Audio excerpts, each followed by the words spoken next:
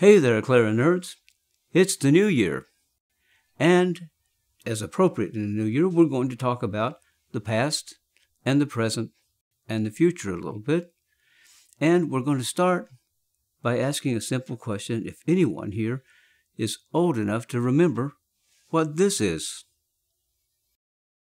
If you answer boombox, you're right.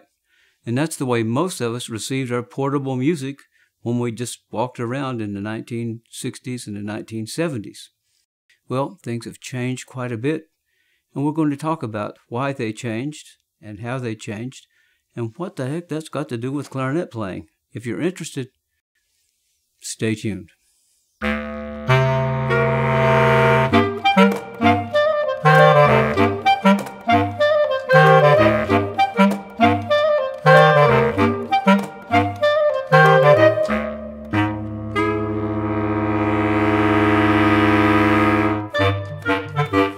Well, progress was made with the boombox. For instance, in fact, very big progress. In fact, from carrying around this big boomy thing, unless, of course, you wanted everyone in the world to hear it, you had a great step forward in what was called the Sony Walkman. Now, the Sony Walkman was a tape player, and you could have your little earphones and walk and do your jogging and everything, and the tape player worked just super. But, of course, there's always trouble if you wanted to find, like, your favorite pieces on it. You sit there and you wind, and instead of exercising, you're sitting there waiting for the Walkman to go and find what you're looking for. And then you overshoot it, and you find you're on the wrong side, and so on. It's very frustrating. So the next big advance came in the CD player once they figured out how to keep the CD player from speaking. So then you could just zip from one tune to another, to another, to another. Of course, you had to, of course, change CDs, but that's small potatoes compared to having to sit around and rewind and fast forward and get on the right side and all that. So that was big progress. But then the amazing progress came with, of course, the iPod. And the iPod made things even more convenient, even smaller, and you could carry around just almost any amount of music that you wanted.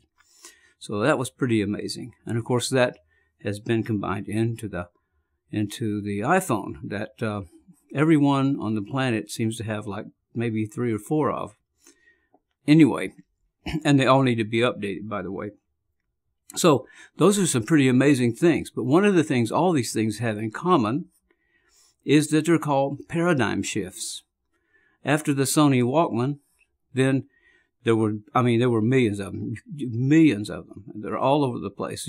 People found them like on their doorsteps, you know. They were wrapped up in newspapers. Unbelievable. And then all of a sudden, a big paradigm change came, and everyone's walking around with the CD player, the portable CD player. Well, there were billions of those. And then all of a sudden, they all just vanished like the dinosaurs mysteriously. And you had the iPod. Well, when a paradigm change happens, what happens is that the previous product, which was used, was praised, was enjoyed, is completely tossed away. Very few people hang on to it anymore. If you want to find a Walkman or a CD player, anything like that, you have to go into a pawn shop, and you usually end up buying something else. So those are paradigm shifts. Well, then that leads us to a question. Has there ever been any paradigm shifts in terms of musical instruments? Well, you know, there has, and it's kind of instructive to talk and think about them. Okay, paradigm shifts that have happened in music. Let's see. Does anyone know what this is? The last time most of you saw one of these things was here. That's right, because they're just not used anymore. Unless, of course, you get on some channel that has ancient music, and you can see Nicholas Harnoncourt conduct a period piece with the 3 or 4 people that actually play the wooden flute anymore. The wooden flute was displaced, and displaced very soundly in the early part of the 20th century. Now, many people say The reason it was because it could play much louder and match up to the big orchestras. Well, there's some truth to that, but that's not the whole story.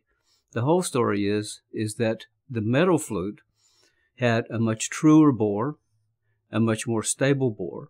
It was very consistent. The tuning was extremely good, much, much better than the wooden flute. In fact, Mozart, even though he wrote pieces for flute, he hated the flute because he was on record as saying they just never tune very well. And so he wrote for the clarinet then, which also never tuned very well in his time. Which brings us to our real subject, and that is this guy. You remember who this guy is?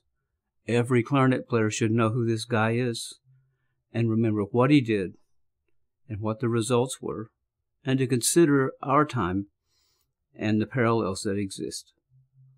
And that's what we're going to talk about next.